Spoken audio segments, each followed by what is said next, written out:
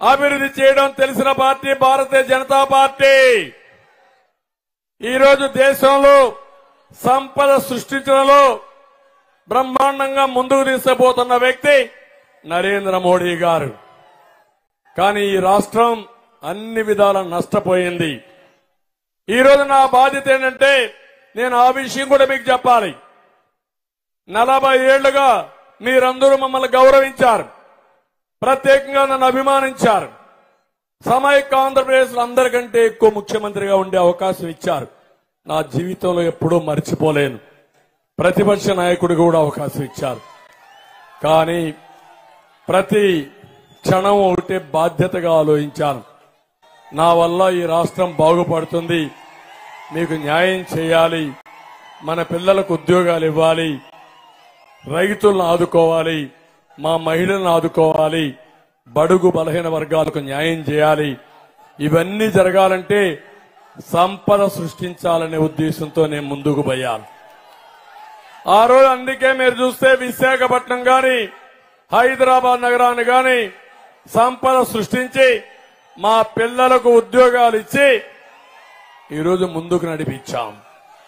అయితే హైదరాబాద్ నగరం తెలంగాణకి వెళ్ళింది, విభజన జరిగింది. మనకు వచ్చే ఆదాయం వాళ్ళకి పోయిన తర్వాత మళ్లీ మనకు ఒక బాధ్యత పడింది, రాష్ట్రాన్ని కాపాడుకోవాలని. అందుకే నేను అమరావతిని ప్రారంభించాను, పోలవరం ప్రారంభించాను, నదుల అనుసంధానంతో ముందుకు పోయాను, 16 లక్షల కోట్ల రూపాయలు పెట్టుబడులు తీసుకొచ్చాను. 2029కి దేశంలోనే నెంబర్ 1 రాష్ట్రంగా తయారు చేసి నరేంద్ర మోడీ గారు దేశాన్ని అభివృద్ధి చేసి నేను ఈ రాష్ట్రాన్ని అభివృద్ధి చేసి తెలుగు జాతి రుణం తీర్చుకోవాలని నేను ముందుకు పోయాను. కానీ దుర్మార్గుడు వచ్చాడు, ప్రజావేదిక కూల్చివేతతో ప్రారంభించాడు, విధ్వంసంతో ముందుకు పోయాడు, మాట్లాడితే ప్రొక్లైన్లు పంపించాడు, ఇంకా ఎక్కువ మాట్లాడితే జైల్లో పెట్టాడు, ఎక్కడికక్కడ వేధించాడు. నాలాంటి 14 సంవత్సరాలు ముఖ్యమంత్రిగా ఉన్న వ్యక్తి నా మీదనే ఇన్ని కేసులు పెట్టాడంటే ఇప్పుడు ఎలక్షన్ కమిషన్ కోసం నామినేషన్ వేయడానికి నేను డీజీపీకి ఒక లెటర్ పెట్టాను. నేను ఎప్పుడు నా జీవితంలో డీజీపీకి లెటర్ పెట్టలా. నా మీద ఎన్ని కేసులున్నాయి ఇవ్వయ్యా, ఇస్తే నేను అఫిడవిట్ లో పెట్టాలా, పెట్టకపోతే నా నామినేషన్ రిజెక్ట్ అవుతుంది. కాబట్టి ఇమ్మని అడిగారంటే ఏ పోలీస్ స్టేషన్ లో ఎన్ని కేసులున్నా నాకే తెలియదు నా మీద. అర్థమైన తమిళ్లో ఇప్పుడు ఇక్కడికి వచ్చాను, నా మీద ఒక కేసు పెట్టేస్తారు. ఇప్పుడు చెప్పరు, ఒక నెల తర్వాత 2 నెలల తర్వాత మెల్లిగా ఒక నోటీసు పంపిస్తారు, అట్లనే పెట్టి కేసు ఉంటుంది. అంటే ఇది అన్యాయం అవునా కాదని అడుగుతున్నా. ఎవరైనా తప్పు చేస్తే తప్పు చేసిన వ్యక్తికి నోటీసు ఇవ్వాలా లేదా, తర్వాతనే కేసు పెట్టాలా లేదా, ఎలాంటి సమాచారం ఇవ్వకుండా కేసులు పెట్టడం దుర్మార్గం అవునా కాదా? నాలాంటి వాటిపైన కేసులు పెడితే మీరు ఒక లెక్క తమ్ముళ్ళు, మీరు ఒక లెక్క అని అడుగుతున్నా. నాలాంటి వాడే తట్టుకోలేకపోతే మీరు తట్టుకుంటారా అని నేను అడుగుతున్నా.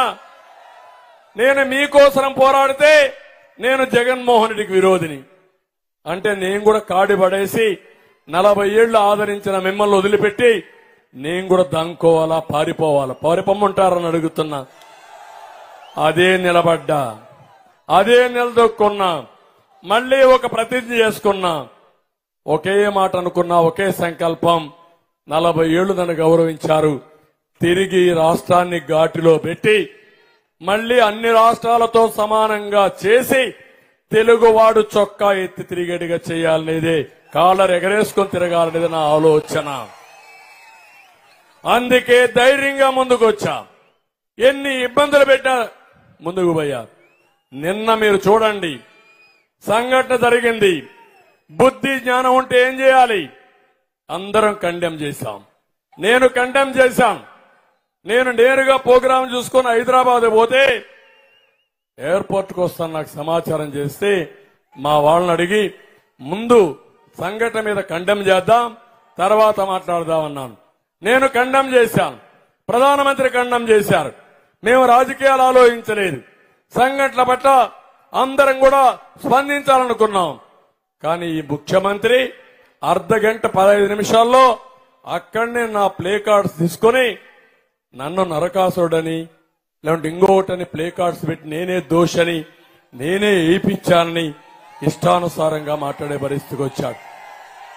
నిన్న సాయంత్రం నేను చూశాను, ప్రతి ఒక్క పేటీఎం బ్యాచ్ కుక్కలుంటాయి, కొన్ని పేటీఎం కుక్కలు మొరగతానే ఉంటాయి. ఇవి ఏం మొరగతారో కూడా తెలియదు కుక్కలకి. ఇష్టానుసారంగా నేనే కారణం అంట. నీ మీద రాళ్లు వేయించాను.